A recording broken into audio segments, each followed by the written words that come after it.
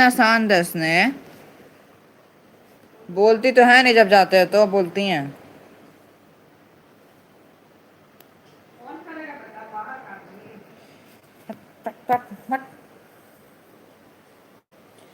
So I'm back on live. If anybody's wondering, okay, that thing was really great. Okay, I'm still wondering how that ends. He's trying to show her magic trick to the Princess Alicia.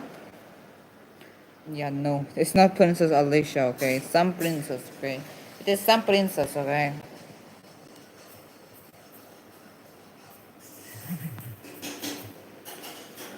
I gotta just bring some groceries and stuff, you know, like, yeah, that's what I was doing, okay?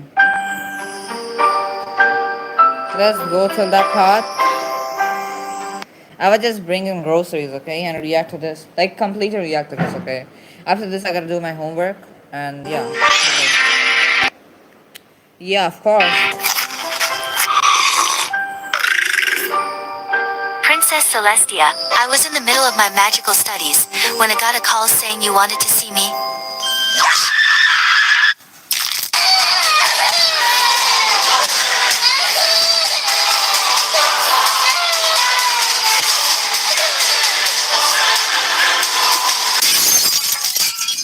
Oh, Twilight, my star pupil, I deeply apologize. Things lately haven't. Apologizing after killing you? Yeah, no. Ain't no one accepting that apology of yours. I just realized I paused at the worst moment ever, okay? I paused at the worst moment, okay? Let's see how this thing ends, okay? Been as peaceful as I'd like. It's alright. Is there anything I can help with? No. Oh, but The anniversary of the day I first became ruler is drawing near, and so I have a lot of paperwork to go through. congratulations. Yes, and every year I try and come up with a grand performance so good that it surpasses the last. To make the I know, bruh. But I can't do it. It's supposed to be, I don't know, funny. It is funny though, okay? day worth celebrating. Last year I took the whole world of Equestria to Chuck E. Cheese. Well, this year, How the hell will you take them to Chuck E. Cheese, bruh? Ain't no way. There's Chuck E. Cheese in there, okay? And she I made struggle to be honest, she made a whole episode on it, okay? Like this is a whole episode, 37 minutes, okay? come up with a I've never been to Chuck E. Cheese, but that Boney has been to Chuck E. Cheese. comparable performance. What if I use my magic to put on a magic show in the middle of town? Twilight, no. I can use my magic to juggle. Stop it, Twilight. I could also. Enough. Twilight, you are not taking this seriously, and it's starting to piss me off. Nobody wants to see any magic tricks from a second-rate Ollicorn with a third-rate horn. Go home. I'm going to go into the kitchen to put in a frozen... Yo, what's up, Satarami? We are reacting to My Little Pony fan version, okay? It's so funny right now, okay? Tino's Pizza. I bought extra shredded cheese and pepperoni slices to spice it up and make it top-tier shit. Wait. Top tier shit? There are 4 pizzas in that box, okay? There are 4 pizzas. That greedy, Princess Celestia is not sharing her pizzas, okay? She's so mean. Yeah, she's so mean. Here, take a pepperoni slice What's pepperoni gonna do, huh? for the road. Don't say I don't do anything for you. Can I have some cheese to go with it? No, I need it for my pizza.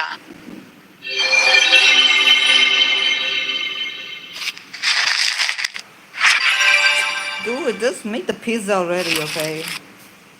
This is bad. Celestia is in trouble, and Why is she laughing? when she's in trouble, she gets passive aggressive. Even worse, she'll just stop paying attention to me altogether. I haven't seen her this bad in a long time. If somebody else comes along to fix her problems, Yeah, no, I don't play it. Princess Celestia might choose to make them her new star pupil, and she'll throw me to the curb. But how could I possibly help her when all I have is my pitiful magic? I sense that you're still here, Twilight. Is my stinky little poopy pony going to get in here and help? Nah, why is she roasting that much? Stinky. Poopy. Pony. Oh, nah. Why is she roasting her that much? Help me upgrade these goddamn Totino's party pizzas, or what? No, there are many other things.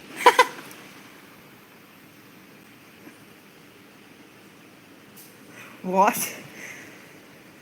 What was that? What is that, huh? What was she thinking while making that? That can resolve this situation than magic, like friendship, just like Princess Celestia has taught me. Celestia, do you, Why? Why does it look like that? Why does it look like that? And why are there 3 pizza or 4 pizzas each? Like 3 boxes of 4 pizzas each. 4 3. There are 12 pizza in there. do you know my friend Rarity? We're done talking about this, Twilight. I know what you're trying to do. Pinkie Pie is also great at throwing parties. Pinkie Pie's parties pale in comparison to the grand event I want help. Applejack, Go preheat the oven, sweet cheeks. If you're not going to help with the pizza, just go home. At this point, you're bullying me. Rainbow Dash can do the sonic rain boom. There's something on my Discord right now. Let me go see. What the Sigma? She was talking about some Rainbow Dash. Okay, I know that gay pony type shit though. Yeah, no, nah. What am I even saying? At this point, I don't even know what I'm saying. Okay.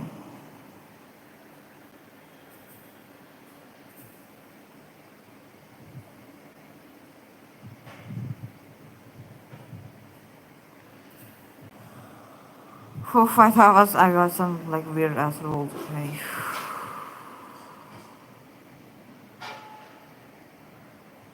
No, it's on the first level now. Yo, what's up, Kitsune? Welcome to the live stream.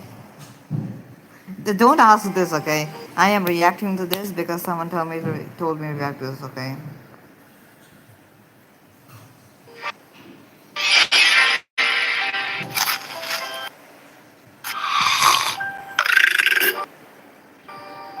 Princess Celestia, I was in the middle of my magical studies when I got a call saying you wanted to see me.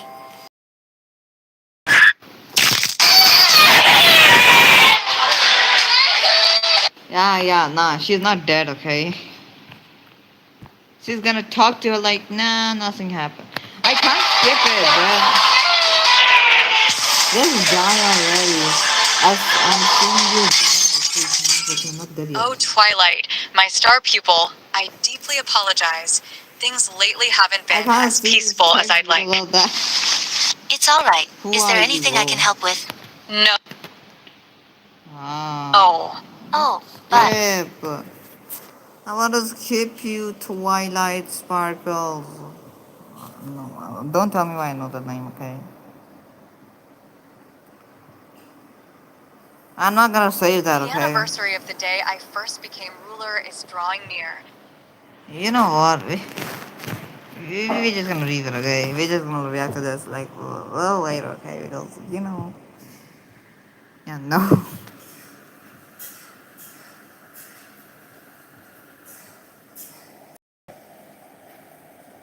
Tariff chart, tariff. Why am I why am I in a tariff song? I'm so hungry. I could eat that pony in one bite. I haven't ate from no, okay. I might even eat gasty, okay. I will eat even I can eat gasty, okay.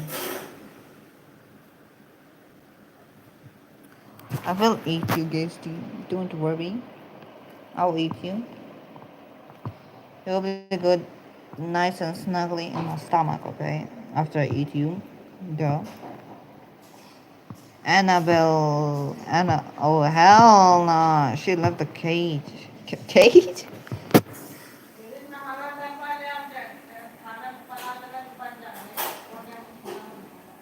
Meow. Meow. Okay, I'll join the giveaway. Why not? Jeremy.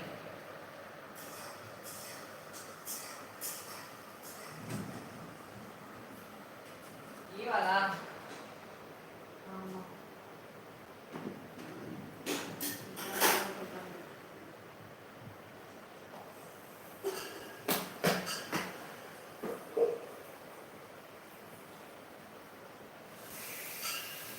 What's the giveaway about, huh?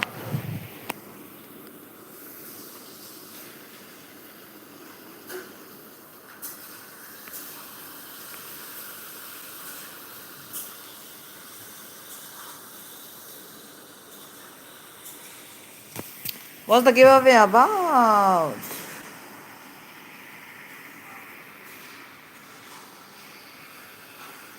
This man ran his fingers along the fish's body and instantly pinpointed the location of every bone. With precise skill, he removed them all. Then, he tossed the fillet toward his opponent. The opponent swiftly sliced the fish into neat pieces, then made a delicate cut along the skin, separating the flesh without damaging the skin. The audience was amazed by the duo's culinary prowess, but the man wasn't satisfied. He wanted a true showdown, so he sent an invitation to his rival, challenging him to a global culinary competition. The opponent gladly accepted. On the day of the contest, the rival brought out a duck. He slipped his knife into its belly, made a few cuts, and yanked, instantly separating meat from bone. Next, he stuffed the cavity with vegetables, poured in broth, wrapped it in lotus leaves, then packed the whole duck in coarse salt. He stir-fried an entire bag of salt until it reached the perfect temperature, then buried the duck inside. A gentle knock with his hand, and the dish was complete. One light slice, and the aroma exploded forth. The judges were full of praise for the duck. As for the man, he made caramelized foie gras. He placed it on a thin slice of pineapple, then used a torch to melt the caramel coating, sealing the foie gras inside a sugary shell. He added some final touches for presentation. The judges were very impressed. In the end, both contestants received the same score, but the judges ruled the man the winner. Because his plating was more refined,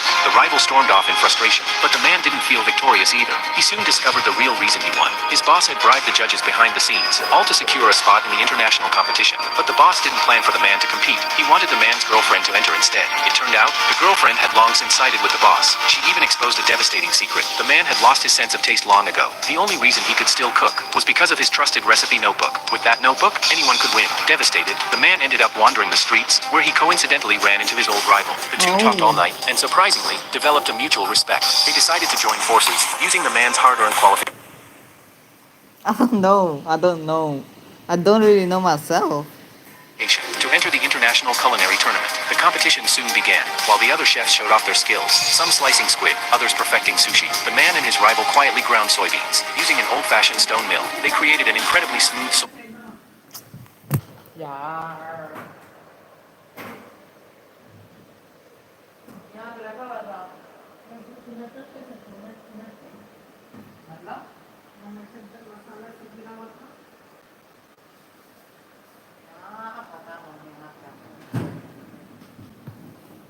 Combining their unique skills, they crafted a single dish, tofu. Compared to the lavish dishes from world-class chefs, their tofu seemed plain and unassuming. But once the judges tasted it, they awarded the duo first place. Turns out, the dish held hidden brilliance. They had infused hot cocoa into the tofu, while it was still in a semi-solid state. Then, they made honey into bursting spheres. That exploded with sweetness upon biting. It was an astonishing culinary technique.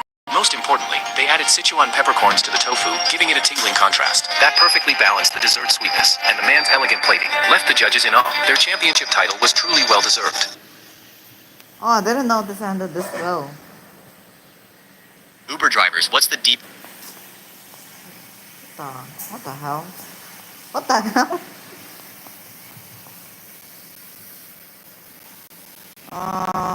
You know what? I'm just gonna join his live stream, okay?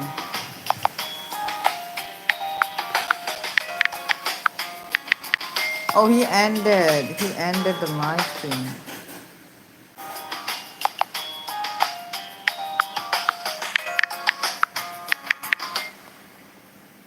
Yeah, I am reacting. The name says that, okay? Oliva never never imagined that his abs, harder than steel, would get pierced straight through by a single knife hand strike. Refusing to accept this, Oliva immediately launched another attack at the man. Nah, they all look strong.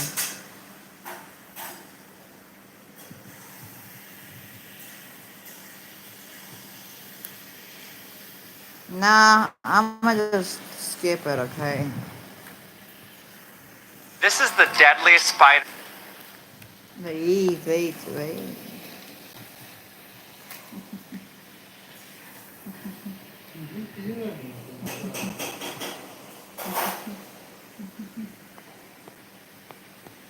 I wanna react to something, okay?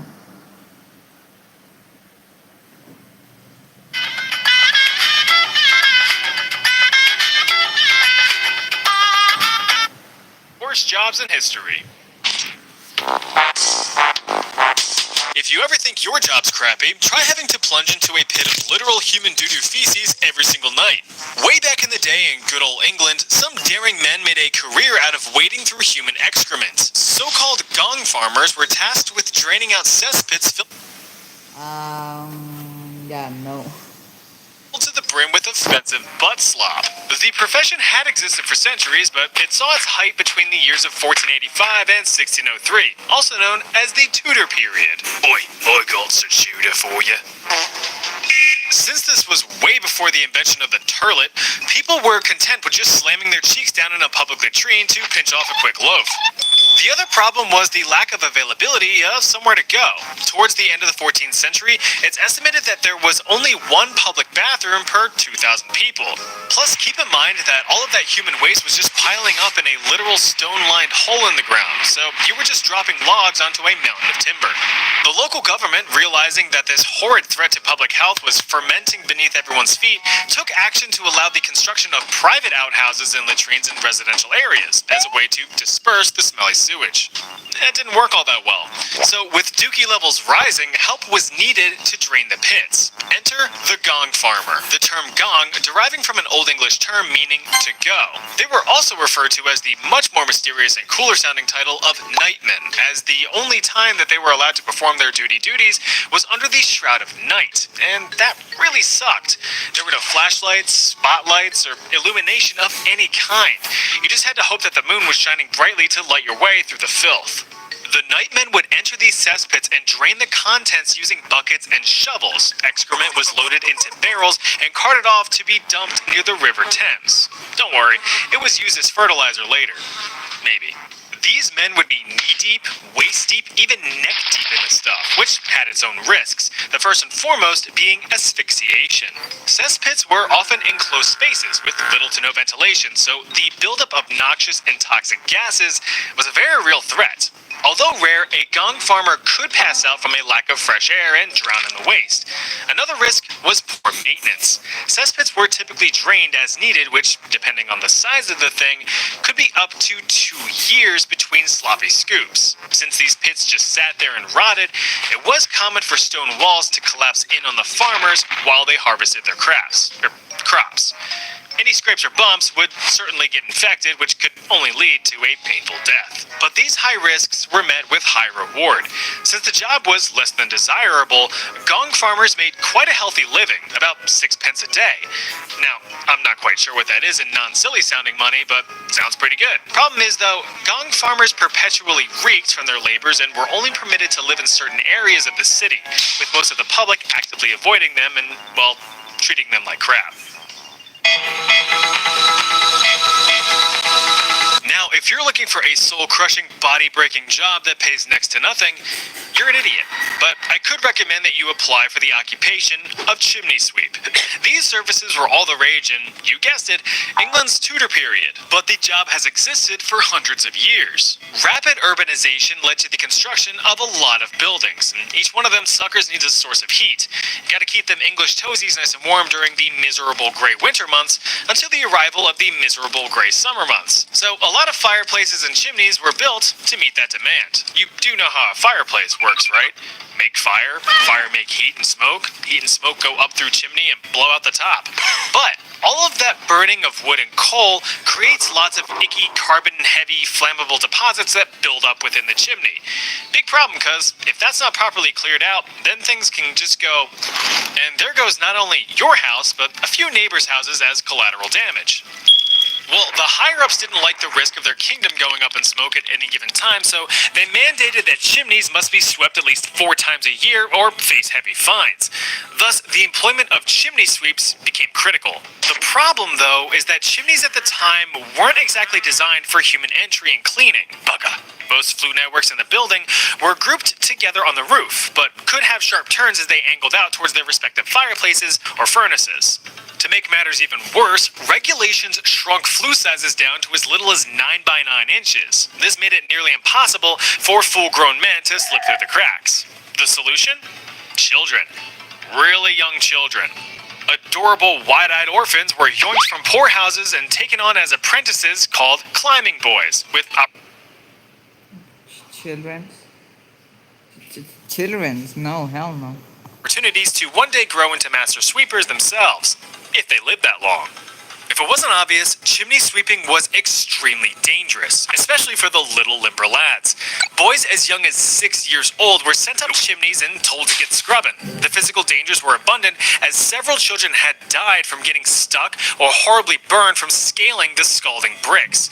Keep in mind that these fireplaces were almost always in use, so those chimneys were hot and ready like a carry-out pizza. Now, if the cramming didn't kill you, the scrubbing would. Soot and creosote, the organic carbonaceous byproducts of burning wood and coal, are carcinogenic. So if you're trapped in a confined space just scrub-a-dub-dubbing away while sucking up hits of cancer-causing black powder all day day, things are not going to turn out well for you.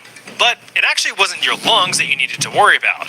No, it was your balls. Scrotal squamous cell carcinoma, also known as chimney sweeps carcinoma, or just straight up scrotal cancer, was a death sentence. Something I didn't mention until now was that the young children, as a way to fit easier into the narrow hot chimneys, often went commando. No shirt, no shoes, no pants, but all service. The constant exposure to soot and such led to the development of tumors on their nethers.